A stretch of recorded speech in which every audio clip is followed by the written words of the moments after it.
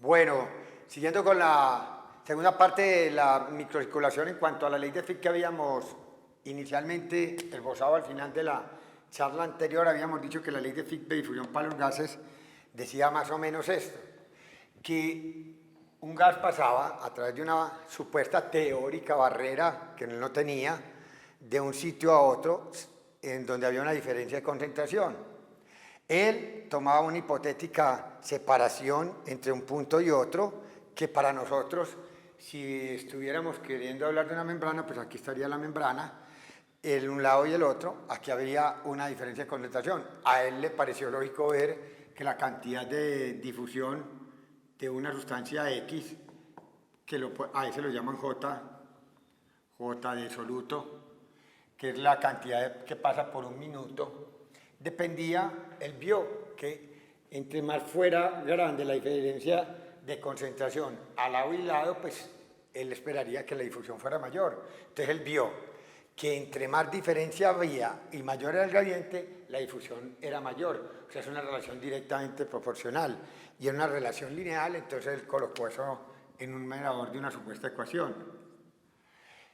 Lo segundo que para él era muy obvio, ante dos membranas que tuvieran una diferencia de concentraciones iguales, por ejemplo, una y otra aquí parecida, con misma diferencia entre C1 y C2, pero esta con esta área y otra, por ejemplo, con área bien grande, él también le vio muy claramente la relación a que a mayor área, independiente de que tuviera la misma diferencia de concentración en los dos casos, pues habría una mayor cantidad de difusión al tener una mayor área por donde pasar. Era la segunda cuestión que él vio. Y lo otro, antes de colocar eso, él vio que el grosor era algo que lo estorbaba. No era lo mismo una diferencia de concentración igual al lado y lado de una membrana, o de dos puntos, una misma área, o sea que no tenemos diferencia en la gradiente de concentración ni en el área. Pero en una colocaba un punto acá y otro muy alejado, y acá un punto más cercano de otro. O sea, a eso decía el grosor o la longitud que él debería recorrer. Obviamente, entre más tuviera que recorrer él, pues se demoraba mucho más la difusión de la sustancia a través de ese recorrido. Entonces eso iba en el denominador de lo que él llamó la ecuación. Y aquí quedó un coeficiente de difusión que él lo denominó coeficiente de difusión de Fick. Y ese coeficiente de difusión tenía una característica bastante importante, que dependía de dos cosas. Dependía del radio de la partícula, que eso fue francamente calculado por Einstein cuando modeló una partícula esférica y dijo que el coeficiente de difusión tenía que ver obviamente con el tamaño de la partícula, una temperatura que influía indudablemente, la viscosidad del medio daba dificultades para difundir, y si el radio estaba acá, a mayor radio difundía menos. Entonces él simplemente modeló eso y eso lo llamó coeficiente de difusión. Algunos de este radio lo cambian por raíz cuadrada de peso molecular cuando estamos hablando de gases, que es lo que llaman la ley de Graham. Y la viscosidad es la viscosidad del medio, en este caso sangre o lo que estemos hablando, líquido. Entre más temperatura haya, más difunden las cosas, entre más viscosidad haya, más difícil, porque estoy atravesando un medio que es más complicado. Entonces este coeficiente de difusión lo puedo poner acá o puedo complicar esta fórmula y ponerla más completa, así, por área, por la temperatura, pues, sobre viscosidad, por radios o por grosor. Bueno, pues es una manera de expresar eso. La ley de Fick, en todo caso, es una ley que se sacó para gases ideales. Y la pregunta que uno se hacía, si la ley de Fick se aplicara a seres humanos a nivel del sistema cardiovascular, ¿cómo deberíamos nosotros aplicarla?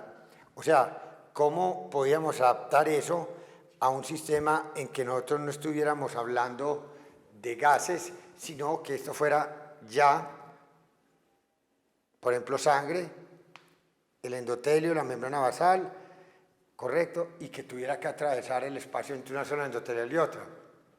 Ahí es donde empezaron a crearse problemas. Y empezaron a crearse problemas por lo siguiente, porque empezamos a tener que modificar la ley de Fick. La ley de Fick entonces la empezamos a modificar así.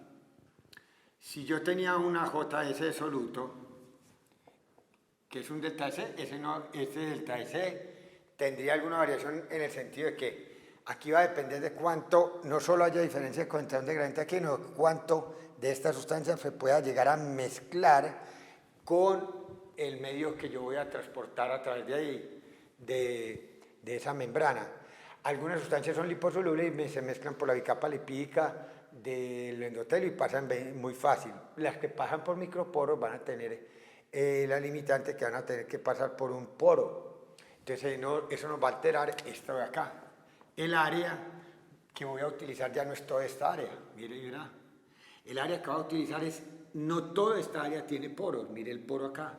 Entonces aquí, el área que yo voy a utilizar no es el área total, sino área de poro. Y esto acá no tiene poro, entonces por acá no va a poder pasar. Bueno, por eso hice JS por el área de los poros. Entonces, verdaderamente yo modifico ya el área total, la pongo a un área del poro, con otro agravante mayor que vamos a ver ahora. Si nosotros vemos esta gráfica, veamos acá. Verdaderamente está el poro. Y esto que hay acá, R es el radio de este poro. A es el radio de esta particulita que quiere pasar.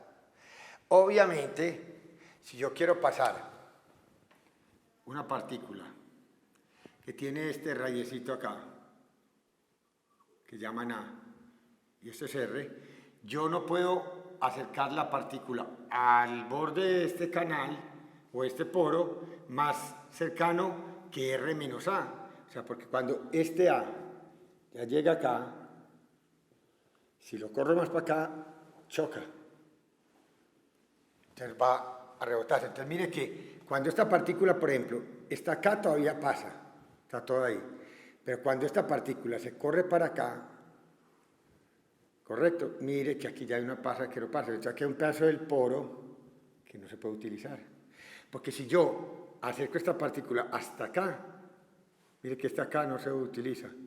Si la corro más para acá, pues llego a un punto en que ya utilizo todo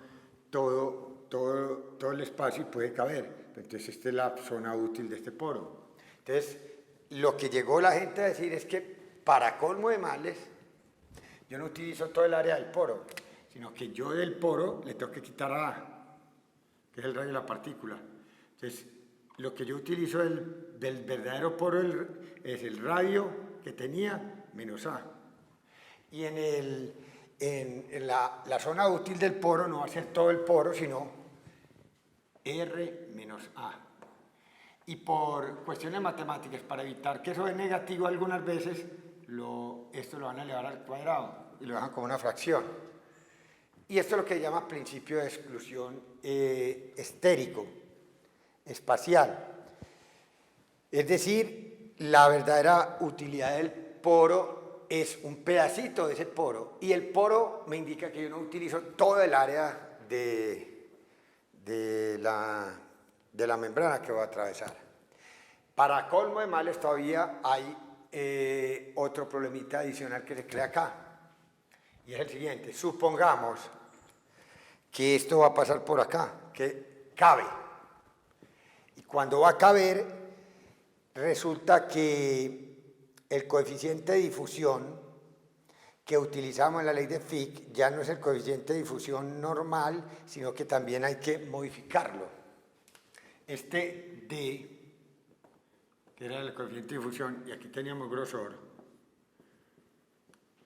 que lo llaman delta X, lo vamos a tener que modificar y cambiarlo por D'. ¿Por qué? Porque resulta que ya se estudió hidrodinámicamente esto. Viene esta partícula tratando de pasar acá. Ella tiene que ser lo suficientemente pequeña para que cuando, como en una piscina, ella se mueve así, se mueve el agua para los lados, pasa por detrás de ella y ella misma ayuda a empujarla. Mire como dice acá, voy para allá, muevo el agua así y me ayuda a moverme. Imagine que cuando esa partícula llega a tener entre 10 y 15% del tamaño del diámetro de este poro, o sea que si esta partícula fuera el 10% de esto, se impide brutalmente la rapidez con que la partícula pueda pasar. Es lo que llama arrastre o drague hidrodinámico. Yo voy, me muevo, el agua se mueve porque hay suficiente espacio y me arrastra hidrodinámicamente. Pero cuando la partícula es más del 10% de lo que yo esperaba del diámetro del poro, el arrastre hemodinámico es muy bajito. Entonces va a haber una dificultad mayor en atravesar esa membrana. Por eso tengo que cambiar el coeficiente de difusión de Fick por un coeficiente de difusión que llama coeficiente de difusión restringido para partículas que sea mayor del 10% del tamaño del poro. La resistencia entonces para pasar va creciendo de forma exponencial con el radio. No es que la resistencia con el radio sea lineal, resistencia y radio de la partícula, que sería una gráfica así, sino que es exponencial. Pasado el 10%, la resistencia crece brutalmente. ¿Qué conclusión tiene uno de esto? Varias cosas. Además, para colmo de complicaciones de la ley de Fick aplicada a líquidos, miremos esto. Mire que este es el grosor de la membrana, que aquí sería teóricamente un poro que fuera así derecho. Mire este poro como va para los lados. Este se tuerce así. Es lógico pensar que si yo voy a atravesar una membrana, yo no lo tengo que atravesar ni así derecho. Puede que un poro sea así. Poro, en vez de irse derecho, de estos recorridos, hice una tubería bastante intrincada. Entonces eso ya no es la misma distancia. Delta X acá a cuando da todo este recorrido. Entonces, para colmo de males, la ley de Fick para la difusión del soluto, tenemos delta de concentración, área de poro, por R menos A sobre R al cuadrado, que es el coeficiente de distribución estérico, por coeficiente de difusión restringido, y acá tenemos una alteración que es delta X', porque yo no puedo decir que eso es lineal, que es un poro recto y que no tiene ningún problema. Entonces, en resumidas cuentas, si uno fuera a aplicar la ley de Fick, esta es una ley de Fick modificada para no gases, sino para líquidos. En el caso de nosotros, para ver cómo un soluto puede pasar a través de poros acuosos, que es líquido, pero a través de las membranas. Estamos hablando del movimiento del soluto, porque la ley de Fick habla de la difusión de los solutos a través de la membrana. No podemos olvidar, eso sí, que vamos a hacer una aclaración ante lo que nosotros vamos a meternos. Estamos en solutos, o estamos en gases o en partículas en general. Las sustancias que van a pasar, las sustancias distintas al agua, van a pasar a través, hay que clasificarlas en liposolubles, en hidrosolubles o en anfipáticas, que le gustan los dos. Las que necesitamos liposolubles, CO2 y oxígeno. Bueno, las sustancias también se van a pueden clasificar en macropartículas y en micropartículas. Para nosotros, macropartículas no son sino las proteínas y las lipoproteínas. Esto es el resto. Y las sustancias también las puedo clasificar como neutras, cuando el número de protones es igual al número de electrones, y las puedo llamar cargadas o iónicas. bien sea cargadas positivas llamadas cationes y bien sea cargadas negativas llamadas aniones. El hecho es que esto lo requiero para yo saber cómo traspaso sustancia acá. Por ejemplo, mire todo lo que tengo que atravesar yo. Todo esto es bicapa. Y la única parte donde no hay bicapa acá es en esta unión y en esta unión. El CO2 y el agua utilizan de la ley de Fick toda esta área. Entonces los CO2 y el oxígeno son demasiado difusibles. Difunden demasiado fácil a través de la membrana. Difunden más rápido que cualquier cosa. Ahora, las sustancias particuladas, que son cargadas o iónicas, como los cationes y aniones de tamaño pequeños, van a tener que moverse por estos microporos, que ya vimos la ley de Fick modificada, o por estas fenestras en estos roticos. Y eso es importante. Ahora, las partículas grandes, las más grandes, se van a tener que mover por estos sistemas de caveolas o planteando que haya unos macroporos que me expliquen a mí que se puedan meter ya no sustancias solo pequeñas, sino una que otra partícula grande. Y entonces eso es lo importante que nosotros debemos dejar en claro. En el fondo sería como esto. Tener que explicar qué es el transporte de un soluto a través, o un solvente, pues una sustancia química, de un capilar a un intestino capilar. Tengo que atravesar un sistema que llamamos microporos, en caso de que sea ¿quién? Una sustancia con carga, soluble en agua. No adelante con carga, puede ser con carga o hidrosoluble, o las dos cosas al mismo tiempo. Pues hay cosas que son hidrosolubles y no tienen carga, como la glucosa, que es enana y tiene que pasar por los poros. Pues todo lo que es cargado tiene que pasar por los poros. ¿De acuerdo? Ahora, por la bicapa lipídica pasarán los anestésicos generales, los anestésicos que son liposolubles, el CO2 y el O2. Y lo que es macromoléculas, tendrán que pasar por un sistema o de macroporos, que hay una gente que dice que pasa por macroporos, o la otra gente dice que pasa simplemente por el sistema de microvesículas, que se fusionan y forman unos poros que verdaderamente se vuelven de un tamaño inmenso para pasar. Estos otros macroporos se creen que no es que se fusionen las microvesículas, sino que es entre célula y célula. Entre célula endotelial, entre células endoteliales, células son endoteliales. En cambio, los microvesículas que fusionan, ahorita los vamos a ver acá, mire. Una vesiculita se forma con otra y se juntan y van haciendo esto. Ustedes ven aquí estas caveolas, se van juntando.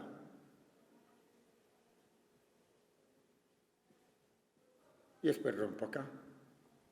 Y vea que quedó un poro grande. Es una teoría de que algunos creen. Es un canal multivesicular. Se formó un canal por múltiple unión de vesículas. El otro es que dice, no, esto hace transitosis. Este va acá, captura la proteína acá, se mete acá, viaja por acá, hace un tránsito y aquí la dispara hacia el otro lado. Ese sería lo que llamamos transitosis. Y hay otra teoría que dice acá, pero mire que estas son dentro de la misma célula, no tengo que ver la separación de célula y célula. Ahora, entre célula y célula, esto que es los microporos pueden a veces tener espacios más grandes por donde pasan las proteínas, que es lo que yo digo acá, macroporos entre células endoteliales o microvesículas que se fusionan, bien sea haciendo un canal multivesicular o una vesícula que transporta a través de transitosis, en que no se fusionan, sino que va viajando a través del endotelio. Ahora, esto es muy grande. Por aquí cabría un fibrinógeno, cabría una hemoglobina M. la teoría de la matriz fibrosa, que fue lo brillante, que descubrió que los microporos verdaderamente son esto. La separación entre una célula endotelial y otra, entremezclada con este matriz de glicocáliz que deja estos espaciecitos, y estos son los famosos microporos, estos son los recorridos tortuosos que tiene. Entonces eso es lo verdaderamente excitante. Esos son los microporos de los que nosotros tanto hablábamos. Entonces, resumiendo, por los microporos va todo lo que sea hidrosoluble y con carga de tamaño pequeño. Bicapa, anestésico, CO2, agua, lo que sea liposoluble, macromoléculas. O voy por macroporos entre célula endotelial y endotelial, o creo mis microvesículas de fusión, canal multivesicular fusionado o transitosis. Esos son los mecanismos de transporte de soluto, los más comúnmente implicados a nivel de la microvesiculación.